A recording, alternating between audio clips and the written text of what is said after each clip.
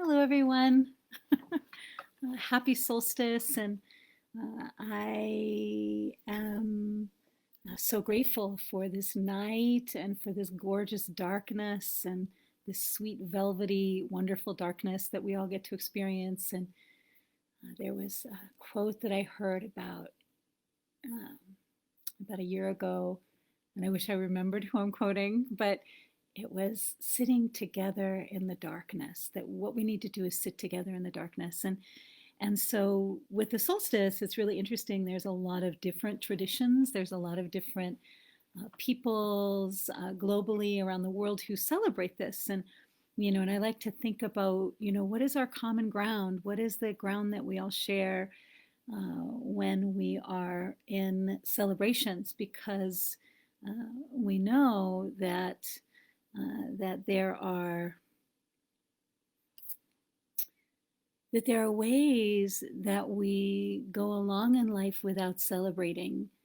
And it's important that we celebrate our accomplishments, but it's also of the essence that we're able to celebrate these places of deep meaning and reflection. And that's one of the beauties about the winter. That's one of the gifts of the winter, is that in the winter, we are to go into our hibernation, and we go into the hibernation, and we go into this time of deep reflection and respite. And it seems like we're having an opportunity to do that at this time, to go into that natural cycle, that natural rhythm. And so I really like to think about, what does that mean to have the natural cycles and rhythms?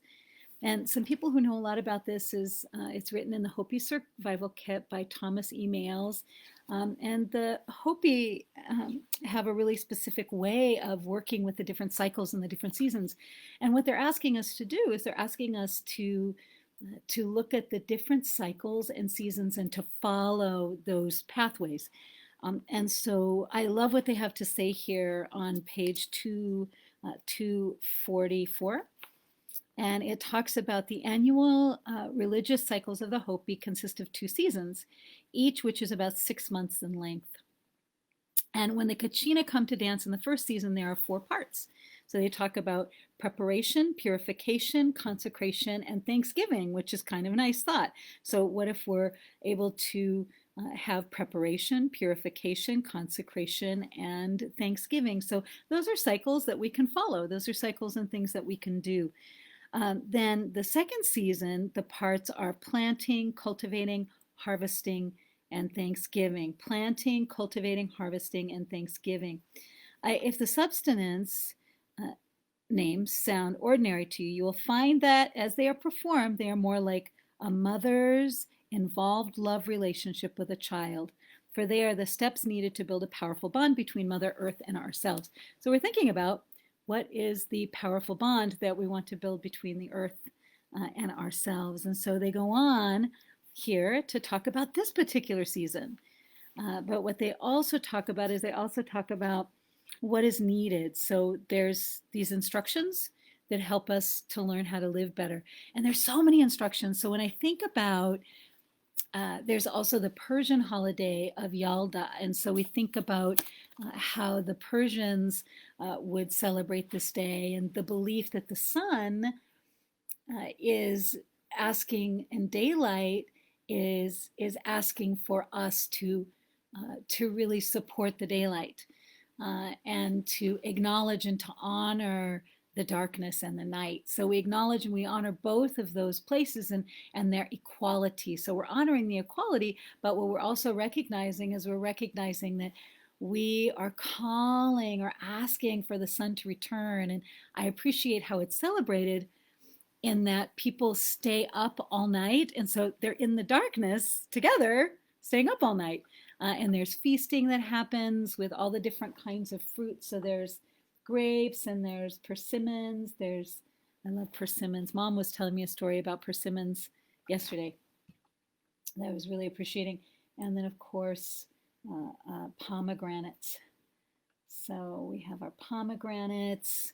And so this is like a traditionally wonderful way to celebrate this. And then the persimmon, of course, is the kind of an orange one. There's oranges, grapes, I also put pears and apples, but just a way to recognize that what we want is we want for the harvest to return. We want for the feasting to return. And so we need our cycles. We need our cycles. We need to have spring, and then after spring, it'd be good to have a summer. If summer can follow spring, that's always a great thing. And then if maybe we could have a little fall, after summer, that's always a good thing, and we like that. And then, ta-da! We can have winter, which we're in. And so this is solstice. And so you want to think about, well, what do I intend? And in Yalda, what they do is they say poems and prayers, usually from Rumi or Hafiz or one of the Persian poets. And I thought it'd be fun to read one of these poems. This one is from Rumi. And it says, everyone sees the unseen in direct proportion to the clarity of their own heart. Everyone sees the unseen in direct proportion to the clarity of their own heart. And so all night, perhaps if there was a wish, that could be an answer to one of the wishes that you had if you were in the Middle East. And so then also there's the tradition around St. Lucia, which is a Celtic tradition around the solstice.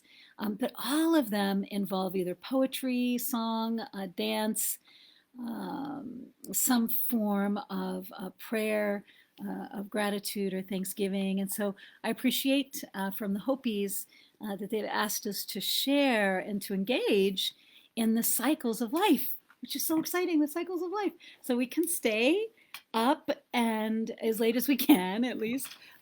In some traditions, you would stay up all night and greet the dawn tomorrow. But with much feasting and dancing and connecting. And since we can't connect in person with everyone we want to connect with, we can always connect through the phone or over Zoom, or we can see each other in all of the different ways, Facebook. But there's different ways that we can connect our voices and our presence. We can really presence with one another. And so what are your intentions for this next time? Well, the Hopis have a few in their traditions, which they ask all people to begin to acknowledge the cycles and the seasons. And if you want to read more about that, you can get the Hopi Survival Kit by Thomas Males, which is really great. But their belief is that if we develop spiritually, that's really what's going to help us and save us at this time, is if we can develop spiritually. And so what they say would be great to do, as they say, simplicity is crucial. But they say it would be good to change our priorities and to make careful choices. It makes me kind of laugh when I think about that, like make careful choices, change your priorities. So I feel that in myself also, but it's so clear that changing our priorities is specifically and exactly what we need to be doing right now. So we really do need to be changing our priorities. And so, what are my priorities? Or maybe I have some priorities that I'm really in alignment with and I really value. And if I really value those, what are some other ways that I can engage and align with what has most meaning for me and what is really going to be good for myself, for the earth? I always like to say, am I aligned with what's good for everyone, for all people? So I ask, oh, well, is it good for me? Is it good for others? Is it good for everyone? And I think that's just a really important, and you're involved and included in the good of all. And so what is really for the good of all? And that includes the plants and the animals and the trees and everyone who lives here on earth, this beautiful earth that we share. And so we want to do that. We also want to think about, Creator wants to help us. Creator wants to help us, and it would be good if we allowed Creator to help us by having a relationship with Creator. So we want to have a relationship with Creator. I love this. They begin with blend with the land and celebrate life. There's a gentle way to survival. And I like to think also that there's a gentle way to thrive. And so, I really like to think on this night that we can, be in that velvety, delicious, wonderful darkness that is the winter and that is the natural cycle of hibernation, and that we can prioritize hibernating in such a way that we can also bring our gifts and our talents, gestate really with our gifts and our talents, and then bring those seeds to the earth, to the sweet face of Mother Nature and to the earth. And so blending with land and celebrating life. So, what does it mean? What does it mean when you make a promise? and just to think of what are the promises that you've made to yourself that you can keep. And then just noticing that it's a place where you can live simply. And so we want to also, just take a look at what does it mean to live in a simple way, and to not, kind of overcomplicate things with all of our cat hair everywhere. Thank you, Saffron. So we can live simply, and we don't let materialism control our lives. So that's what's important, is we don't let materialism. And we also, number 3 is, really practicing some self-restraint. Some of us just don't have very good self-restraint, and so it's something that would be important to begin to develop, is to develop a little bit of self-restraint. And then we practice self-sufficiency, which is number 4. Number 3 is practicing self-denial. I call it self-restraint. I think that's, but you can call it anything you want, but it's like a little bit of self-restraint. And then preparation. How can we be self-sufficient? How can we prepare really for the coming time? And so they talk about how there's a natural way of life. We can change our priorities. We can recognize that Creator really wants to help us. Creator wants to help us, and that we can invite that by thinking of attitude and being as equal partner of application. So we can have a good attitude, and then we can do what we think is the most important thing to do for the good of all. And then number 9 is, throughout the ceremonial cycle there will be dancing, and this pursuit we are following has a serious nature, but we know it will be successful if we dance, basically. This awareness keeps us in a state of joy and fulfillment. What if I could have a state of joy and fulfillment? What would my life be like? That would be kind of interesting to think about. And so the Hopi perform social dances throughout much of the year. And the Creator made it possible for us to enjoy sex too, as long as we do this in a healthy way and enjoy it with a sense of responsibility. And then number 10, during the first part of December, say prayers for the well-being of the entire world. What is being done during this season is to set the stage, to prepare the atmosphere for the coming year. During this period, you will be blending with the world. Doesn't that sound exciting? You'll be blending with the world, and your consciousness of this state will enfold you and affect everything else you do during the coming year. If people all over the world are doing this, think of what the effect would be. So, and then 11, on December 21st, do initiations or announcements like I'm doing now to bring others aboard the spiritual arc, which is what this book talks about. So this is one of the ways that we can practice our own, they say, to align it with your own traditions and prayers, but that it's something that we all do, that we remember our natural cycle. So tonight we are in the natural cycle of this gorgeous, exquisite darkness. It's the longest night of the year.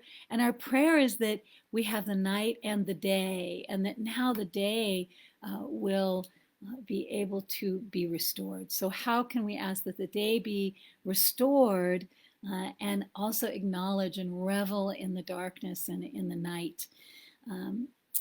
It's an important thing to be curious about and to think about.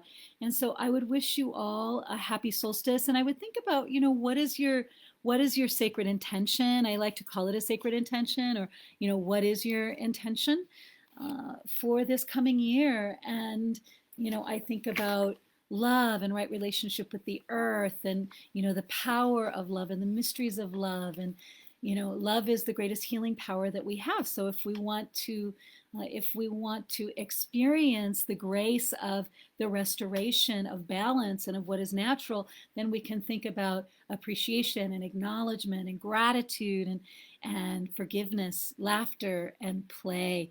And so I would just simply ask that it would be something for us all to really reflect on and to think about in this time. And so I really would like to read this Hafez poem called The Union, which is just such a beautiful Hafez poem. And I would invite you to read poems and to say prayers and to dance and to sing and to really to celebrate the richness and the beauty of your life. It's such a gift. And so how can we do this tonight and every night? And welcome the day and welcome the night. Welcome the day and welcome the night. So this union you want with the earth and sky, this union we all need with love, a golden wing from God's heart just touched the ground. Now step upon it with your brave sun vows and help our eyes to dance, and help our eyes to dance. This union by Hafiz.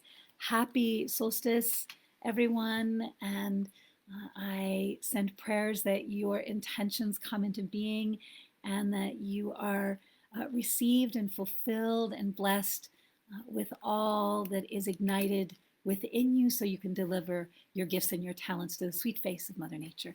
Thank you so much and happy solstice.